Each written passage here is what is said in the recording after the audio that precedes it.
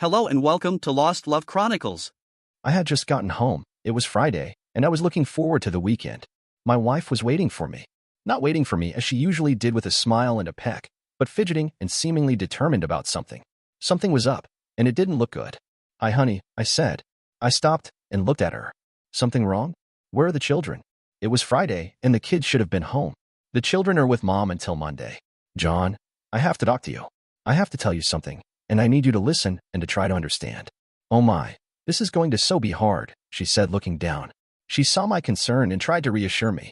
She said, it's not something bad, but, well, it might be hard for you to get where I'm coming from, at least initially. But if you think about it, and if you love me, you'll at least try to understand. Can you do that for me? She said. Her voice was almost pleading. I guess so. I will try to understand, I said. Thank you, she said. John, it's something that's been on my mind for a long time. Something that at first may sound dumb, strange. Okay. John, I want to have sex with other men. Huh? What? I started to laugh, but the look in her eyes did not invite humor. I stopped. You're serious, aren't you? You're divorcing me, is that it? No. She cried. I love you more than anything. I will never leave you, John. You can be sure of that. This is just something that I need to do. Since I just flat refused to cheat on you, to sneak around, I need you to try and understand my need to, well, do this. I need you to agree to allow me this chance. Can you understand what I'm saying? At first, I was speechless. But then something else began to take over inside of me. It was anger. Understand? No, I don't understand, I said. And I don't agree to any such thing. John, I'm going to do this whether you like it or not. I was hoping I could get you to understand this need I have. I have never cheated on you, and I am not going to do so now. I am letting you know up front. I promise to take precautions and to deny you nothing in our bed. But she could see my mind was wandering. I wasn't hearing her anymore, or maybe I was. I just wasn't reacting like she thought I should. John Mason, are you hearing me? This has nothing to do with us. Nothing? Am I clear? She paused and watched for my reaction. I didn't move. I just sat there staring. I appeared to be all but catatonic. My wife of 17 years had just destroyed me and expected me to actually like it, or at least tolerate it. I didn't, and I wouldn't, not ever. John, I need this. I am getting to the stage in life where I really need this. Please understand. I was a virgin when we married. I have never known another man. I hardly even ever made out before I met you. I really need to know what it is all about. Sex, I mean. The difference that I don't know. I just need to try it. It's only about sex, not love. Never love except with you. I continued to stare. I was afraid to say anything. I wanted to kill her. My wife wanted to explore other men. Not even a man, but men. The most shocking part of the whole mess, and it was a big-ass mess, was that she expected me to be okay with it. John, say something, said his wife. Veronica. I couldn't finish. I rose and headed upstairs to the bedroom, our bedroom, what had been our bedroom. Now it was nothing to me. I was sick and broken spiritually. My body was devoid of sensation. I was giddy with fear. It had only taken her 15 minutes, maybe less, to destroy our marriage. I sat on the bed thinking, or rather trying to think. I knew I had to get out of the house and away from my wife, a wife that was about to cuckold me. And she was going to do it. How had she phrased it? Whether I liked it or not. I had been a marathon runner in college. Running or long-range walking always helped me to clarify my thinking. I decided to walk far. I changed out of my suit and into loose-fitting jeans, a Henley, and my $200 running shoes. I grabbed my wallet, a cap, and my sunglasses. I went back downstairs. Veronica was still sitting where she had when she announced her plans to experiment sexually with other men. I stood for a moment staring at her once again. She seemed a stranger to me. I looked back at her, my hand on the doorknob. Who are you? I said. I turned and walked out the door. John, where? Her words were lost as I slammed the door hard behind me. I moved at a rapid pace. I was already past the neighbor's house when I heard her yelling for me to come back and talk to her. She caught up to me and walked beside me until she was out of breath. John, where are you going? We need to talk. I love you. I am not doing this to hurt you. There is still in us, really. I love you. Please come back. John. She gave up. I think she collapsed on the sidewalk, but I didn't turn to see. I couldn't look at her. She was in no way able to maintain the pace I was setting. I could still do a marathon in under than 3 hours, no sweat. Soon I was 2 blocks up the street, and she was no longer anywhere to be seen. I turned the corner and changed gears. I went into overdrive, as I called it. I was cruising. I could go forever at this pace, and maybe I would. We'd met in college. She was handing out cups of water to participants in a 10K tri-meet. I had won the race that day. I later told her, because I was trying to get back to find her before she got away from me. I had caught her just in time, just before she would have been lost in the crowd of fans, family members, and supporters. We'd hit it off immediately. She was a secretary to the dean of the business school. She'd never finished college, but she had managed to land a sinecure of a job because of her attention to detail and her ability to navigate around the printed word. I was a grad student at the time in electronics and computer science, a double major. We dated for 6 months before we had sex, and it was mind-blowing. Though a virgin, the girl could fuck, and she loved it. It never occurred to me at the time, but she was a natural-born slut. There were signs, she just never became one. 4 months after my graduation, and 14 months after we'd met, we married. I was 26, and Ronnie was a year older than me at 27. Yes, and I'll say it again, she was still a virgin at age 27. Callie and John, Jr. came along in years 9 and 10 of our marriage respectively, and we prospered. Ronnie was still a secretary for the dean, and I was working as a computer systems engineer for Peters Limited, a company that was doing cutting-edge research and development for the military. My boss, and the owner of Peters Limited, was Bill Schuler, a 60-ish bachelor with an almost manic work ethic. Bill and I were not merely boss and employee, we were close friends. Veronica and I had now been married 17 wonderful years, or so I had thought. That is, I had thought that they had been wonderful. Evidently, Veronica thought otherwise. During the past several months, Ronnie had become, well, antsy. No big G, just kinda short with me on occasion and less often with the children as well. This last had caused a couple of pretty heated arguments. Being short with me was one thing, but not with the children. I wasn't going for that. I considered that she might be going through the change of life. I wasn't much up on female biology, but I was aware of some things. I had been meaning to check into it more, but I just never got around to it. Now, as I walked, I wished I had. I don't know where your brother is, Roberta, Bobby. He just up and walked out of the house, and I haven't seen him since 5 p.m. Friday, said Veronica. That's why I called you. I've been frantic. I'm really worried, Bobby. Bobby, what am I going to do? Roberta Mason could have been my wife's twin, and they had more than once been taken as sisters. Both had flowing red hair, curvaceous figures, and the cutest freckles that any man could want. Roberta was maybe an inch taller than Ronnie at 5'7", but otherwise they were near clones of each other. But Bobby was very different in personality. She was tough-minded, slow to speak unless challenged to do so, and still single at age 40. No, she wasn't gay, but she liked being independent, and so she was. Are we talking about our John, my brother? Said Roberta Mason. This is not like him. We had a little tiff, and he just up and walked out. I tried to get him to talk to me, but he wouldn't, said Veronica. Ronnie, we'll find him. I don't know what you two argued about, but if he walked out on you and his children, it had to have been something pretty bad. I don't suppose you'd like to enlighten me, said Bobby. It's personal, said Veronica. And it was certainly nothing that should have caused him to leave us. I told him a dozen times I loved him. Why can't he get that through his head? Well, I don't know, but when we find him, I'm gonna find out. Anyway, you waited long enough to call me. He's had 2 days head start, said Roberta. Her words carried a hint of sarcasm. The two sisters-in-law got along well, but Roberta, a psychologist, always felt that Veronica was a little ditzy. Which way did he go? Said Roberta. He was on foot, you say. What was he wearing? He went east toward Baxter. A dark green t-shirt and jeans. A Cubs baseball cap too, I think, said Veronica. His coat? Prompted Roberta. No, he wasn't wearing a coat. Geetsis, Ronnie, it's freezing out there. He didn't take a coat. He didn't drive his car. Well, he couldn't have gotten far. We should be able to find him. Toward Baxter. Yes. Well, he can't be heading there. It's more than 100 miles away. But, you say in that general direction. Okay, stay here and man the phone in case he calls. I have my cell. Keep me informed, said Roberta. I will, said Veronica. The road was icy, so Roberta Mason was driving under the speed limit. She was 10 miles out of town when her cell rang. She pulled over to answer it. He's where? In Baxter. Oh my God. All right. I'm heading there, said Roberta, and she hung up. The lockup in Baxter, a town of 150, seldom had anyone in residence. But tonight it had me. And I didn't give shit. The meal was hot and the cell was warm. Life couldn't get any better than this, I thought sardonically. I heard the steel door at the end of the hall clang open. I couldn't see who was coming, but the footsteps alerted me to someone coming to see me. I was the only prisoner in the place, so it had to be me. Well, sailor, said my sister, are you proud of yourself? I stared. So she called you, I said. Yes, but I was already on the road looking for you. You better have a damn good reason for gallivanting around the countryside on foot with no coat. You know you have little ones and a wife at home worried sick about you, said Roberta. Yeah, right, I said sarcastically. The kids maybe, but not Veronica. She didn't tell you, did she? No, I guess not, said Roberta, her eyes narrowing. She just said you had a tiff, and then you left. She said she begged you not to go.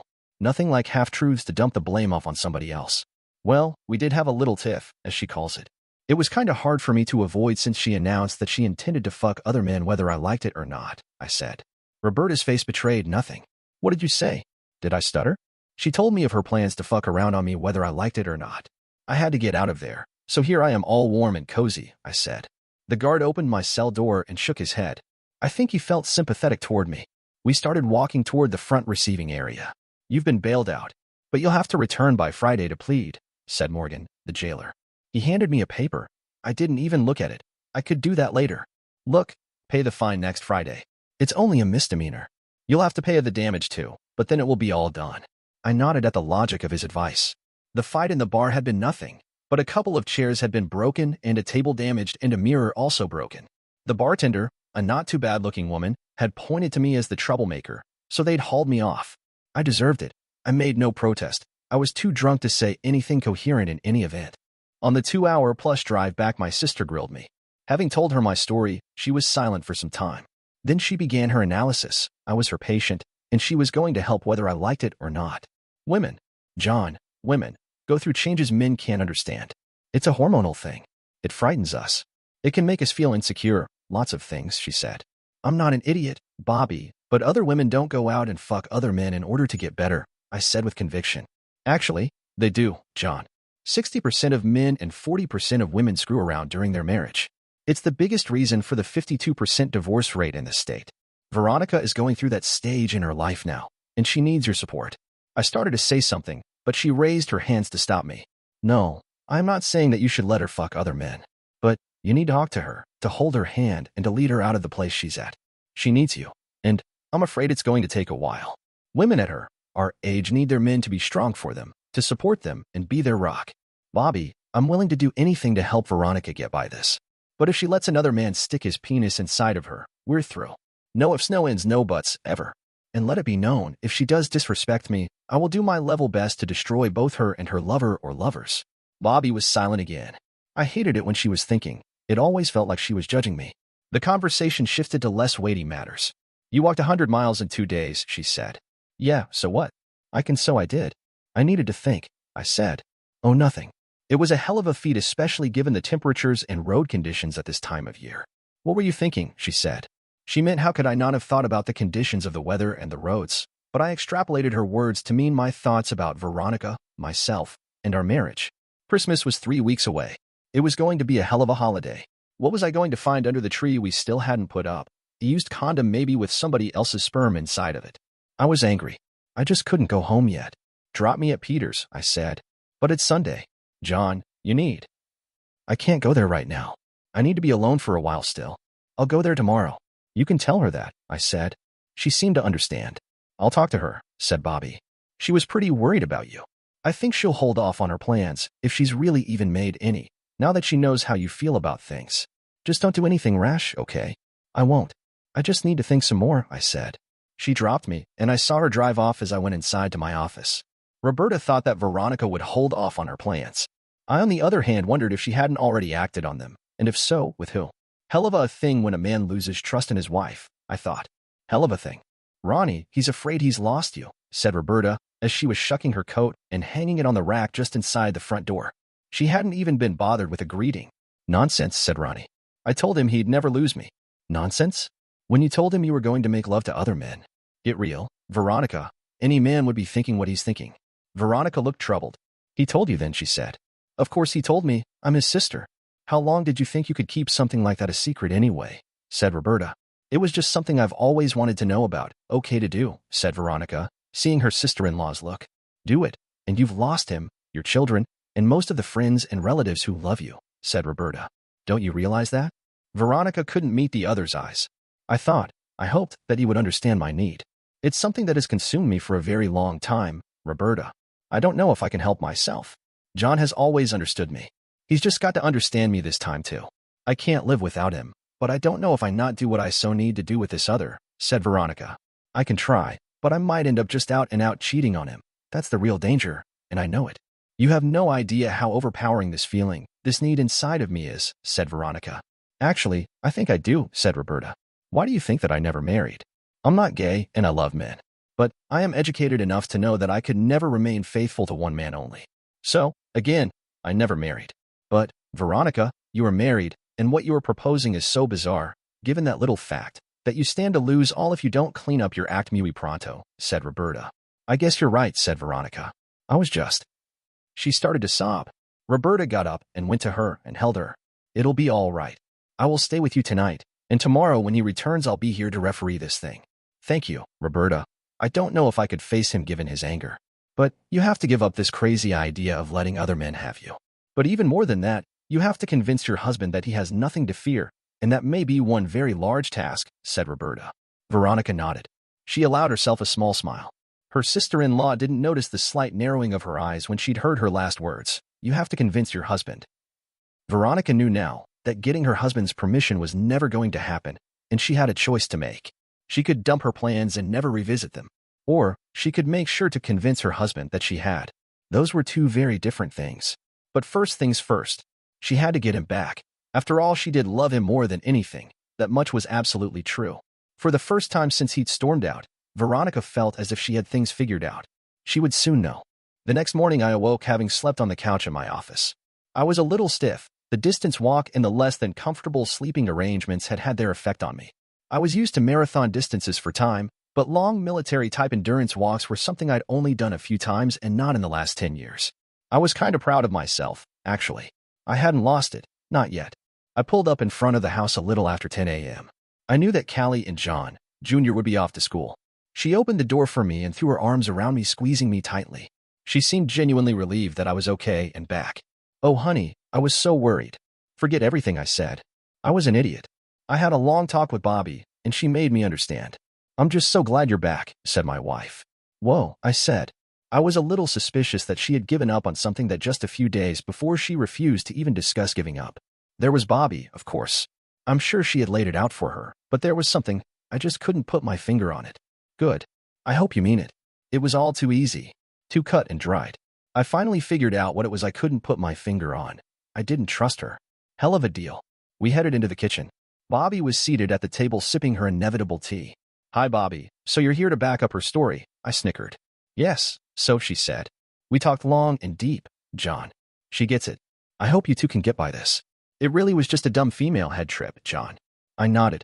As much as I respected Bobby and her skills, I was still very loath to take anything for granted. Not after the scene on Friday. Bobby hadn't seen her, heard her. I had.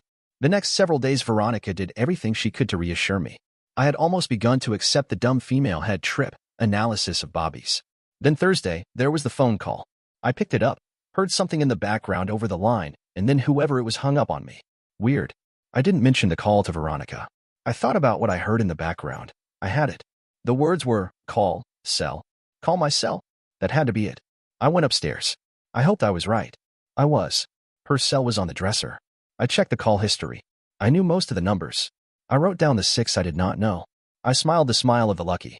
I didn't have a top security clearance for nothing.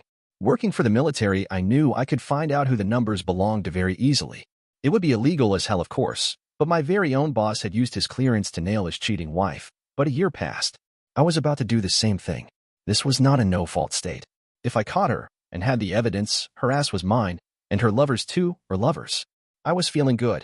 That night the sex was good, actually better than good. She'd sure made a turnaround over the past 6 days. I hoped I wouldn't have to be giving that up anytime soon. I was in the lab early. I had to catch Tim before he headed out into the field. Tim was our systems installer and field techie. He and I had downed more than few brews rooting for our alma mater, Ohio State.